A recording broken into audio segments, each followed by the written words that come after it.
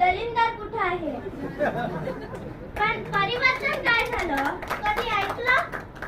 इंग्लंडच्या बाईच्या अंगात मरामाई आली म्हणून? पण आमच्या देशात नक्कीच गावागावात मरामाई येते.